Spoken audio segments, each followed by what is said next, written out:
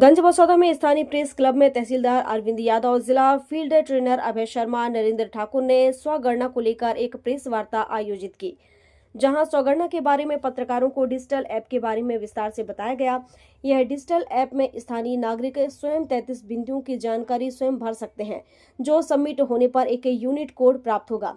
स्वगणना 30 अप्रैल तक जारी रहेगी। इसके बाद 1 मई से शुरू होने वाली गृह गणना मकानों की गणना करने वाले प्रगणक घर घर सर्वे कर आवास की स्थिति, घरेलू सुविधाओं व उपलब्ध परिसंपत्तियों से संबंधित जानकारी एकत्रित करेंगे।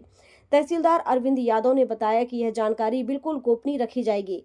2027 की जनगणना का यह पहला चरण गृह गणना मकान का सूचीकरण किया जाना है। अभी मकानों की गणना की जा रही है, जिससे गांव और शहर सभी की गणना होनी है। साथ ही पहली बार डिजिटल ऐप के माध्यम से गणना की जा रही है। बताया कि घर, मंदिर, कार्यालय, प्राइवेट कार्यालय की गणना होगी। वहीं इस पूरे कार्य के लिए त्योंदा में 139 प्रगणक, बासौदा में 224 प्रगणक, 17 सुपरवाइजर जबकि 24 प्रगणकों को रिजर्व में रखा गया है। साथ ही 6 प्रगणक पर 1 सुपरवाइजर की निगरानी रहेगी। शहर में 1 प्रगणक को 200 मकानों का सर्वे करना होगा। वहीं ग्रामीण क्षेत्र में 1 प्रगणक 2-3 गाँव का सर्वे करेंगे। इस गृह गणना से यह पता लग जाएगा कि शहर और ग्रामीण क्षेत्रों में कितने मकान बने हुए हैं। उसी हिसाब से शासन उस क्षेत्र में विकास की योजनाएं तैयार करेगा। वहीं प्रेस वार्ता में बैठे अभय शर्मा ने बताया कि गृह गणना में सही और एक बार में जानकारी सटीक दें, इसमें गलती पर सुधार नहीं हो सकेगा। साथ ही उन्होंने यह भी स्पष्ट किया कि जनगणना में पूछे गए सभी बिंदुओं का जवाब देना होगा। किसी भी प्रकार से कोई रोक टोक नहीं होगी, नहीं तो धारा 11 के तहत दंडात्मक कार्रवाई भी की जा सकती है। विकास संबंधी जितनी भी योजनाएं बना सकती हैं, उसके हिसाब से शासन जो है नीति आयोग के माध्यम से इस डेटा का उपयोग करता है। इस डेटा का कहीं भी न किसी के डीपीएल में, न किसी के जो है किसी अन्य शासन की योजना में इसका कोई भी नहीं पड़ता है। मैं अपना अनुभव बता रहा हूँ। वर्ष 2011 की जब अंतिम जनगणना हुई थी, इससे पहले वाली, तो उस समय जो है 2009 और 10 के आसपास में हमारे पास में जब आए गणना आए थे, हमने अपना डेटा दिया।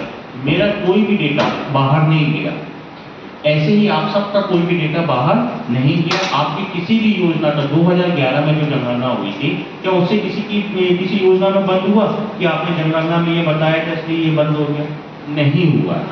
ये बहुत ही गोपनीय डेटा रहेगा। इसका किसी भी न्यायालय में प्रयोग नहीं किया जा सकता है। किसी भी अन्य कंपनी को डेटा रिलीज नहीं हो सकता है। ये डेटा सिर्फ और सिर्फ जो है हमारी शासन की नीति बनाने के लिए उपयोग किया जाता है।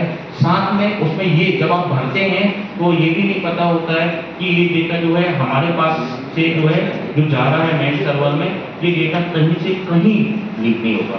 तो ये शासन की ओर से हम आपको आश्वस्त करते हैं कि ये डेटा बहुत ही सुरक्षित डेटा है।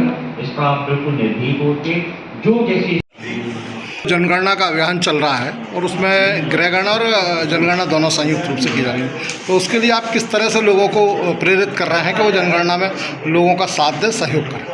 कलेक्टर महोदय के निर्देश पर आज प्रेस वार्ता के माध्यम से हमने मीडिया को एवं समस्त बासौदा वासियों से अपील की हुई है कि स्वगणना जो एक जनगणना का पार्ट है, जो 16 तारीख से 30 तारीख तक चलना है, हम सभी अपने मकानों के संबंध में जो जानकारी है वह अपने मोबाइल ऐप के माध्यम से आप उसको फीड कर सकते हैं।